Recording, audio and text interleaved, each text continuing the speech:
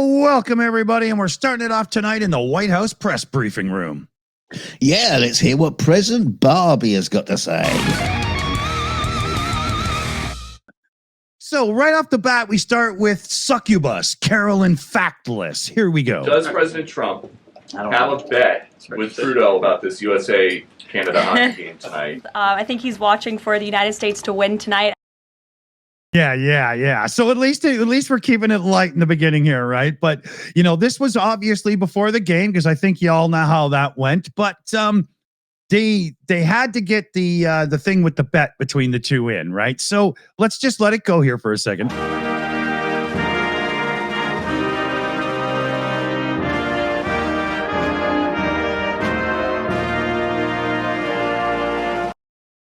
How'd that work out for you there, baby Trump girl? You see that, though? That's a victory that nobody had to lie for.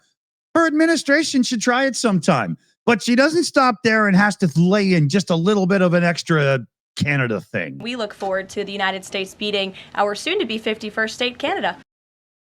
Well, funny thing there, Caroline, because we beat our 11th province. That's right. We're calling it the United Counties of the Canadian Province of America. How about that, you smug little brainwashed bimbo? That kind of stuff makes me happy to get into. I don't mind giving a little dig there, especially to her. But unfortunately, as with most things with the Trump administration, it all goes downhill from there. We do have somebody in our new media seat today. We have John Stoll, who is the head of news at X. Who could have guessed in a million years that ex-newsman John Stoll would get a seat in the press corps of the White House? Is anybody shocked? Of course you're not. Trump is building an echo chamber like a flat earth user group on Facebook. It's just ridiculous. But this is a very important intersection of power. He said the quiet part first. Did you hear that? This is a very important intersection of power. Now, let me play the full clip for you. This is a very important intersection of power and the free press. Mm-hmm. And so just the ability to witness this and be part of it, it brings everybody's game up. So thank you for that. He says power with a big, this is a big thing for power and free press and stuff as well. And he just totally gets right down with no conviction in what he's saying. Is the X even press? Now I'll leave you to the side that, I guess. But Elon has got more of his claws into the White House now and the news that comes from it, which might be just as bad because X is pretty popular. So, Dunk, what do you... It's never good, is it? It's never good. It's never good. There is some kind of good stuff happening right now because, there are important bills being passed because a new bill in California's state legislature aims to recognize Bigfoot as the state's official cryptid, solidifying the legendary creature's place in California folklore. It's a man in a suit. The legislation introduced by Assembly member Chris Rogers would designate Bigfoot as an official mascot of the state, acknowledging California's long history of Sasquatch sightings, which date back to the 1950s. Yeah, surely if Bigfoot's been around that long, he should have been seen a lot earlier than that. Yeah. Slacker, what are you doing? The question of which mythical creature best represents California is a hairy one, Rogers joked before adding, but we feel it's time to squash the beef, whatever that's supposed to mean. It's supposed to be some weird Wendy's thing or something? Yeah, it's on the menu. The first major Bigfoot story originated in 1958 when a California newspaper, the Humboldt Times, published reports of a massive 16-inch human-like footprints discovered by loggers near Bluff Creek. The most famous alleged footage was Bigfoot was captured in 1967 at Six Rivers National Forest near Willow Creek, a town often called the Bigfoot capital of the world. There's bragging rights. Rogers admitted the bill was originally meant as a spot bill, a placeholder that would have eventually be amended or just dropped. But it has sparked genuine interest amongst lawmakers and residents, offering a moment of levity amid California's serious challenges. You bet it brings levity. Yeah. Oh, dear, does that mean Nevada's going to have like UFOs as the, well, that's not a cryptid, is it? But it's a mystical thing. Maybe these guys are going to do that Twin City with Loch Ness, right? Loch Ness will come to fuck up. I don't know what to think about this. It's pretty stupid, if you ask me. It's a mythical, unknown, non-existent creature, but people do go on about it. There were 2 Bigfoot hunters who died of exposure last year while searching for him in the national forest. I don't know. Should it? Should it? Searching for Bigfoot, searching for Elon's missing brain cells. I guess some people are just searching. Oh, I don't know. Searching for some kind of meaning, and this can't be it. Well, Elon's ex Grimes is doing some searching right now. I'm hitting Putz Watch again. See, there's a thing going on right now, and I'm not sure that this is actually funny. So let me just go through this here. These are some deleted posts on Twitter. They're from yesterday. Her first one, this is Grimes, Musk's ex that has 3 children with him. The first one is, please respond. Let me get it up for you here.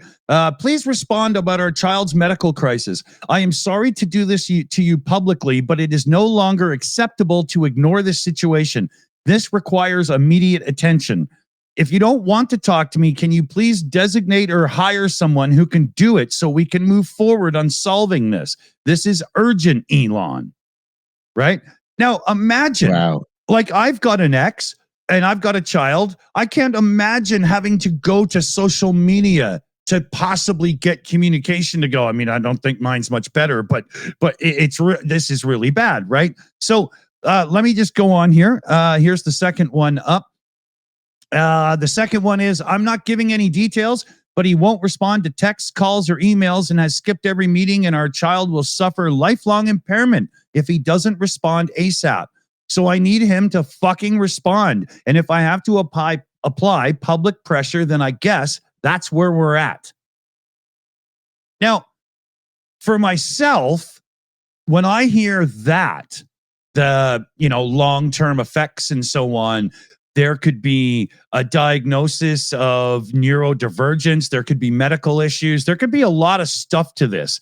And this is no joke. If this stupid son of a bitch, just the person on your right, not her, is ignoring his children and whatnot because he's too busy swinging chainsaws around and firing people that he doesn't even have a legitimate right to fire, he's got serious, serious problems. And I don't think this is funny anymore, right? This man is a serious screw up who's got like 11 children that all have the ridiculous names. I don't get that. But this is about the kids now, Elon. It's not about your ego and your wallet.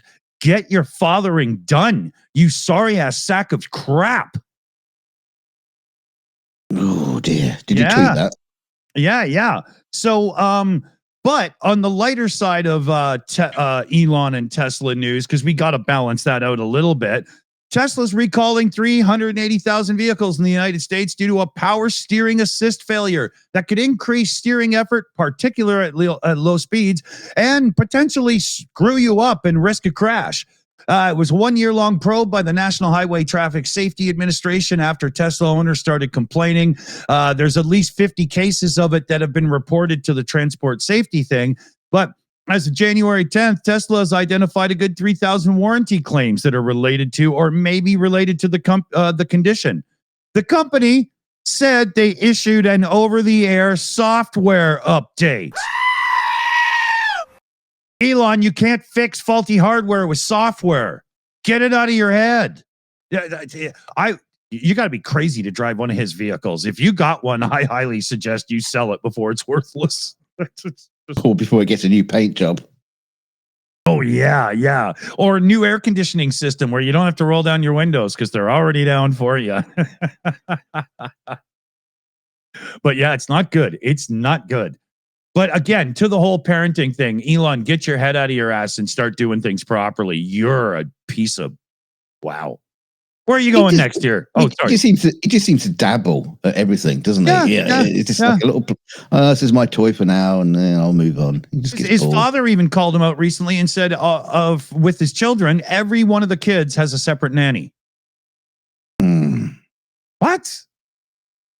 That's so screwed up. They probably call the nanny father. Yeah. Father X. But over to the UK, from one very, very small prick to another very tiny little thing. Yeah, British micro artist David A. Linden. That doesn't mean he's a very, very small guy, as that's his job. He has set new Guinness World Record for the smallest handmade sculpture, a microscopic red Lego brick measuring just, bear with me, 0.02517 millimeters by 0.02184 millimeters. Oh, perfect proportions. Linden, a engineer turned artist from Bournemouth, spent months planning and crafting the record-breaking piece, which is about the size of a human white blood cell. Linden has gained recognition for his astonishingly tiny works, including microscopic recreations of Van Gogh masterpieces that sold for £90,000. Wow! His latest work. So he copied it. he hasn't done anything original. Yeah. His latest work, made from a real red Lego brick, was verified using a light microscope by Evidence Scientific, whoever they are, and confirmed as the smallest sculpture in history by Spectrographic Limited in Leeds.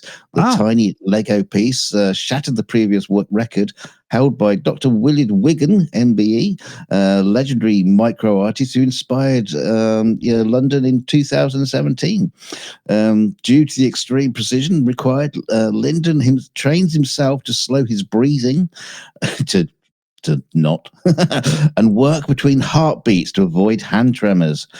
Even the slightest pulse through his fingers could ruin the delicate process. It doesn't even say how he does it. Well, hammer and chisel. I mean, that's what. Yeah, exactly. That's one Bowie knife he's got. If he can get down to that size, right? No, don't know what he's doing. Because there is an image there. It shows like a pinhead and a strand of hair. So you can get a comparison.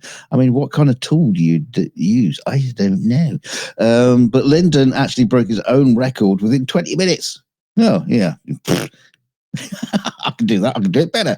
Wait a minute. He can make one of these in 20 minutes and people will pay $90,000 for it? Well, this is cracking them out. Yeah, but he created like a one spot Lego brick, even smaller than its original 8-spot and 4-spot versions, all invisible to the human eye without a microscope. Yeah, perfect piece of artwork to put up on the wall. Yeah.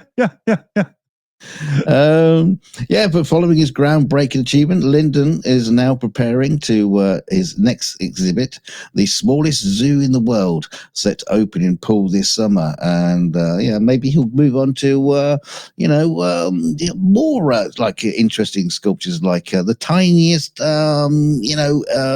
talent in the world. And we can start with Elon and or a real life size sculpture of Trump's penis. Yeah. That'd be really small. Yeah, next to an Arnold Palmer for scale. Yeah. What goes around the block? Okay. Let's see here. Where am I supposed to be now? Oh, yeah. So we've got a couple of things here that have been thrown about in rhetoric form and whatnot on Ukraine. So Trump claimed that France's President Emmanuel Macron and the UK Prime Minister there, Keir Starmer, haven't done anything to secure the end of the war ahead of talks next week that are about to come up here, right? President also said that he doesn't think it's important that Zelensky is president at the peace talks with Russia, adding he doesn't have any cards in the game. I'm sorry, what? White House security advisor Mike Waltz said Zelensky is going to sign that deal. despite the Ukrainian president previously rejecting the proposal. And it's funny because now they have a new deal coming out, right? And then JD Vance gets into it. We are negotiating to end the conflict. It is appeasement only if you think the Ukrainians have a credible pathway to victory. They don't, so it's not. That was a direct quote from his post on X. And then he went on to say that this stems from criticism towards President Trump for talking to the Russians, right? So he goes on to say, this is Vice President Vance again, couch fucker. The president believes to conduct diplomacy, you actually have to speak to people. This used to be called statementship. Yes, but you can't have a peace talk about a war without the person that was invaded. And then in an interview on Fox Radio, Trump criticized Ukrainian President Zelensky for not negotiating a peace deal in the last 3 years, saying, I don't think it's very important for him to be at the meetings. He hasn't been able to do anything anyway. He can't make the deal. And then he also labeled him a dictator. Of course, we all know that one. And I just wanted to bring up a few of the random quotes without an actual story, because when you kind of jibe them in the way I just did, it makes it even more obvious that you have blowhards blowing what comes out of the back of a donkey every time they get a microphone shoved in their face or a cell phone with a Twitter account attached to it.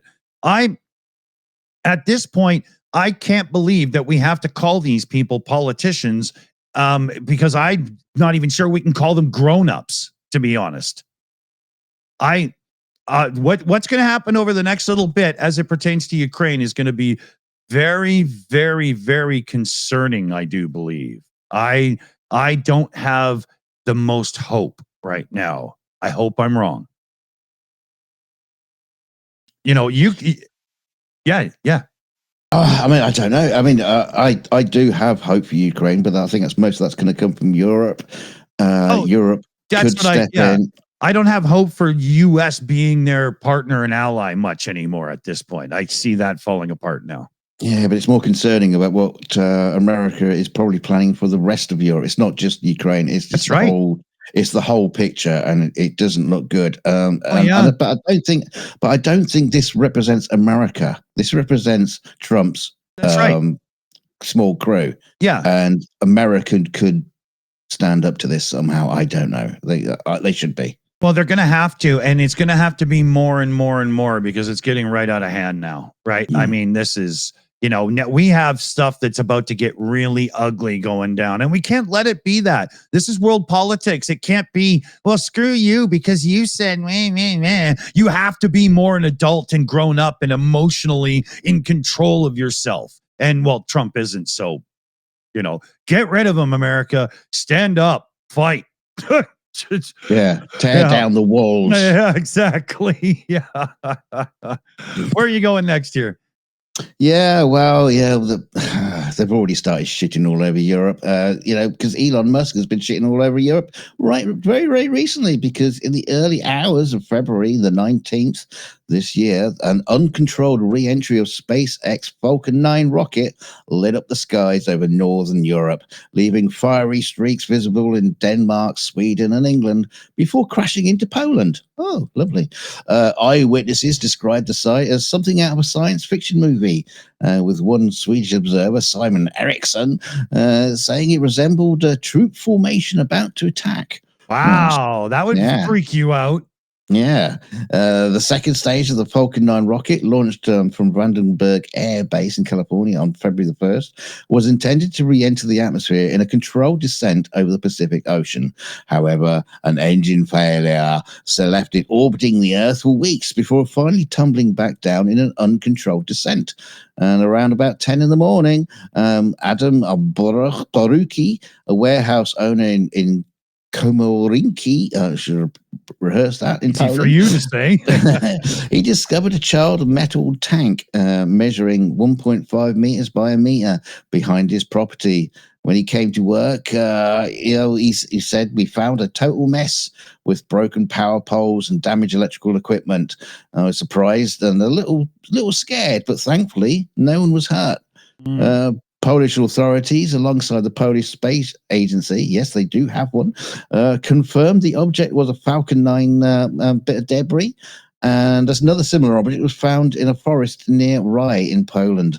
And experts suspect more fragments may have landed in western Ukraine. Yeah, he's just littering the bloody place. Yeah. Lucky bastard. He should be forced to clean that up, pay, and the whole 9 yards. Absolutely. Yeah, we should send him around with a shovel. Yeah. Force him to do it himself. No paying other people to clean up your mess for you. Yeah, you do it, Elon. He'll send his children. Yeah. Those little hands of his, they've never touched a shovel. That would be hilarious. He'd be like, how does it operate? Where do you plug it in? Yeah. Oh, so here, I've got something for you here. And again, sorry, but might as well. I'm sure you've all seen a little bit of this action by now. President Milei has a gift for me. Javier Milei from Argentina. You guys know what that is, right? I think I edited this so we won't get in trouble for the music. We'll see how it goes. So this is where the music gets turned up and, you know, we would have gotten trouble for sure. So President What's-His-Nuts there comes out with this chainsaw and he's all stoked about it. People are cheering. You can see it's all dressed up. Now he's super excited to give it to Musk. Musk grabs it and says, thanks, shakes his hand, and he tries to continue it on, Mr. President, and Musk just blows him off and starts shaking the chainsaw around.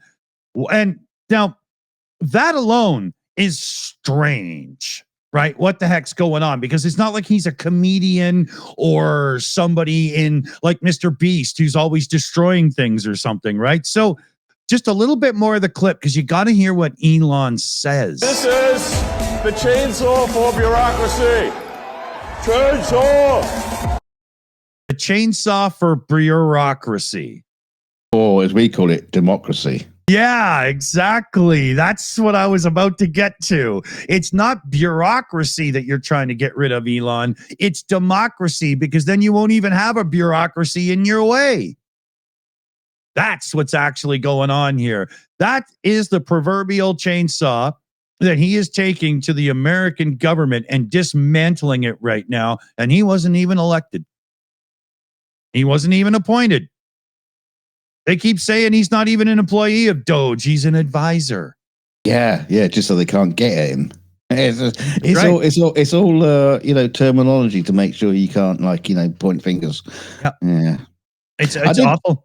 I did like the way that guy introduced, like, the president of Argentina to start with. He says to the audience, and you know where that is, don't you? Yeah. And they're all going, oh. Yeah. They know anything other geographic locations. Well, if it was a British audience, they'd know. Good point. Yeah. So let's see here. What is your next one all about? Because these are some funny pictures. Well, if you think Tesla is probably going to be the car that's going to demise very, very quickly, well, don't worry, we've got a new one coming along because the real flying car just took off in a city for the first time. The California-based LF Aeronautics tested its Model Zero. I'd call it that as well. A car that can drive like a regular vehicle and take off vertically to avoid traffic. Look at it. I mean, if I throw a brick, it flies for a little bit. I mean, what? It drives like an electric car at the incredible speeds of 25 to 35 mile an hour. It flies up to 110 miles using hidden propellers. Hey, stop laughing. They're serious. It fits into a regular garage and uses drone-like controls and is easy to learn. Oh, of course.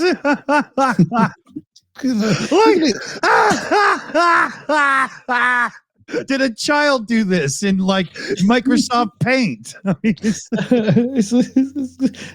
I just love his little pram wheels. Have you see the wheels on it? They call this a historic first test. In the first test, the pilot didn't die. The car drove forward, took off vertically, hovered over another car, then landed and drove away. That's like. This is like that famous British commercial when Clive Sinclair jumps over the competition. Yeah. Well, I think he probably flew further. LF CEO Jim Duchovny called it a massive milestone, comparing it to the Wright brothers' first flight. It's no. It's not. It's not. Look at this picture, and then look at the one they show you at the end. It's not the same thing at all. The thing is, that's made out of that corrugated cardboard made out of plastic, right? And well, if you look carefully at it, it's actually just a mesh. The entire I'd say the seating area, the car itself, it's just like a spherical body that just like spins around. I don't quite see how you get in it. No, that's right. Underneath, through the propellers. Shit, we lost another pilot. But yeah, don't worry. When can you buy one? I can hear you all asking. You can pre-order now for $235,000. Of course. The future goal is to be £25,000 each to make it more affordable. Yeah, right. And it will be classified as a low-speed vehicle, like a golf cart. Yes, just like any other normal car on the road. So it's not a flying car then. It's a flying golf cart. Except you can't put your golf clubs in it because that'll make it too heavy. Well, it doesn't have a trunk. I mean,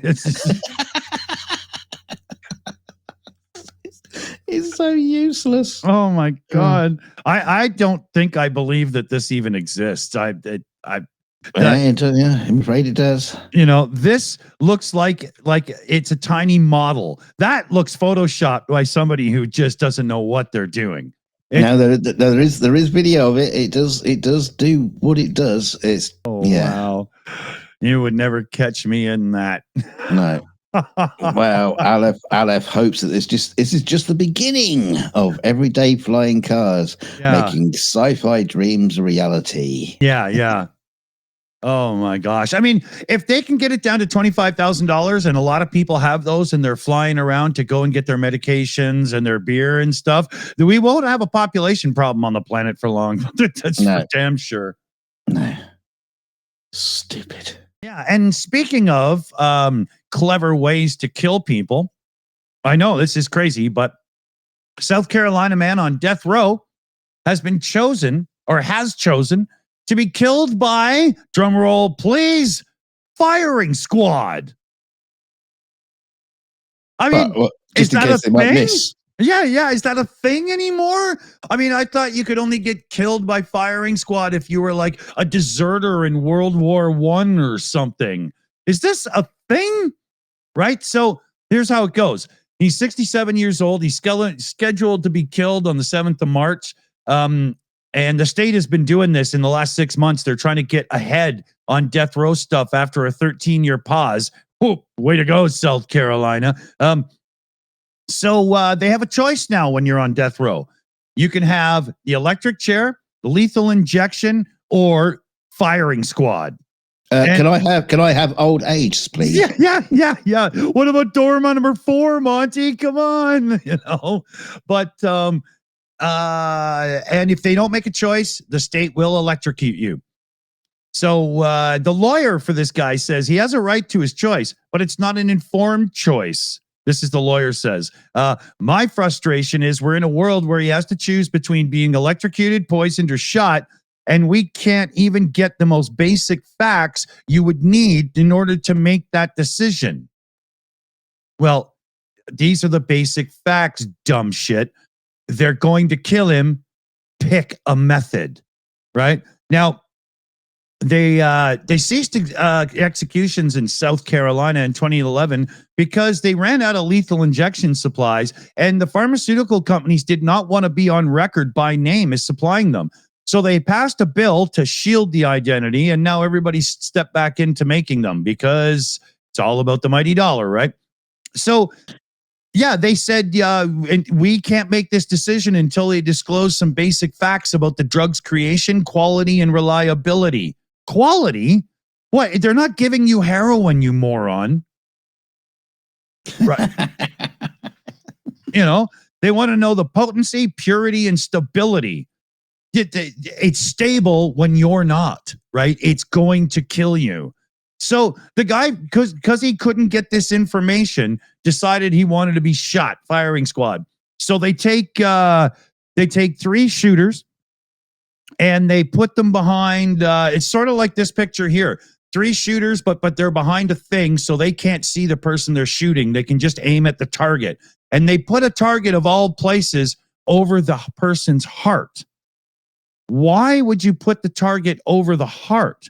Wouldn't you want to put the target square in the forehead? I don't get it. You want to kill him instantly, take the guy's head off, right?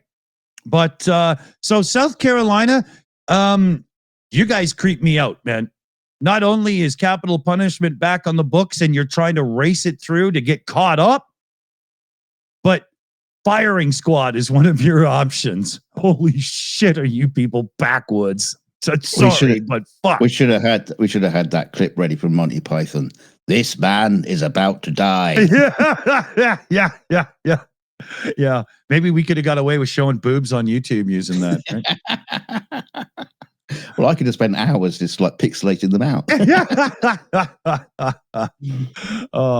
So what is this next one? This is odd. Yeah, it's not the only sad death we have to talk about, because a student in China has grabbed the headlines after he burned an inflatable doll girlfriend in a panic when his roommate returned early, leading to fire on the university campus.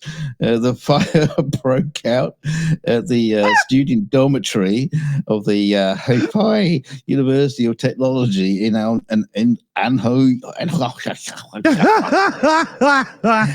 Anhui province earlier this month, according to a report. The unnamed student was using an inflatable doll in his dormitory when his roommate returned. Initially, he tried to burn it in the dormitory hallway, but the fire quickly spread, triggering the campus fire alarm. However, owing to the prompt action from university authorities, the fire was quickly culled. Unfortunately, the girl did not survive. The inflatable doll was burned in the dormitory hallway. The security guard immediately contacted the fire department, and the situation has been handled. Oh, I'm sure it was handled before it became a situation as well. Yeah, it's been nobbled. There were no property losses. It was probably so wet it didn't even finish burning. I mean, it's just a little bit left over.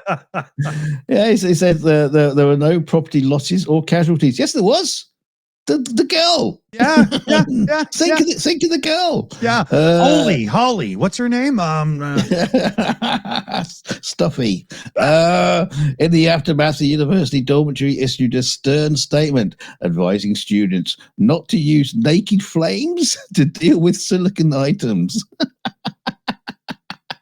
Oh my God.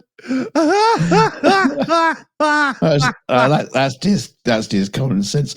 Please do not use open flames to handle silicon items or other flammable materials in the building. Items that are no longer needed can be disposed of in the rubbish bin. You can't stuff a blow-up doll in the rubbish bin.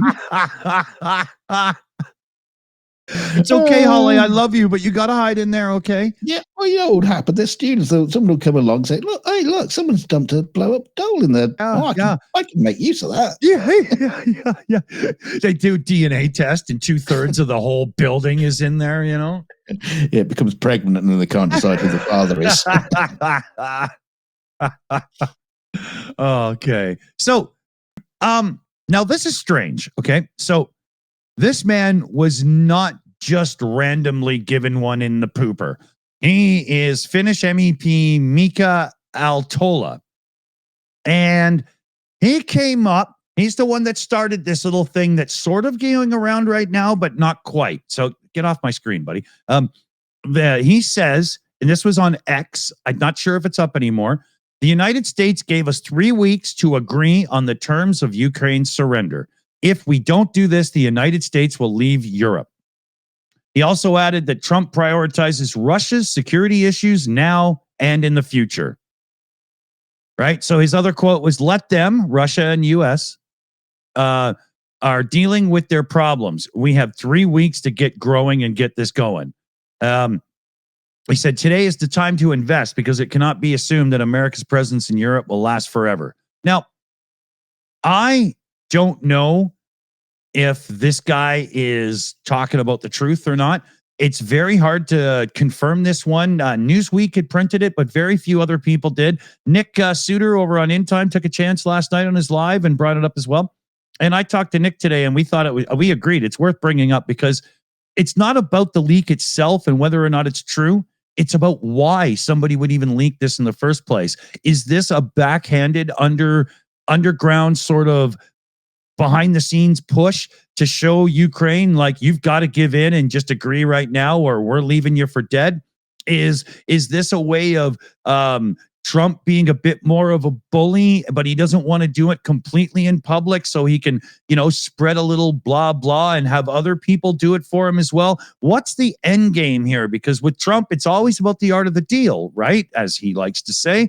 So why would this come out? Why was John Sugar Mellencamp here told this? Or, what's the deal? I'm not really sure. But I would suggest that it's a power play. This is like the mob throwing a brick through your window before they burn your restaurant down. That's my thing. The thing is, I said to Nick last night, it says, even if this story isn't true, it wouldn't bloody surprise us. It's that at this day, this time, and the world we're living in right now, this sounds perfectly feasible to actually be true. So like I'm saying, I'm not saying it's true or not, no idea. But the clock on the wall is almost done. If you're watching us record this live, stick around for a second. We're going to go to the after show and whatnot. There's an event and a link, and we'll drop it for you. And if you're watching it after, thanks for joining us. Like, share, and subscribe, and hopefully leave a comment as well. Thanks. Thanks, everybody. We'll see you in a bit, or next time, or never. It depends on how you choose. Just exactly. subscribe. See you soon, everybody.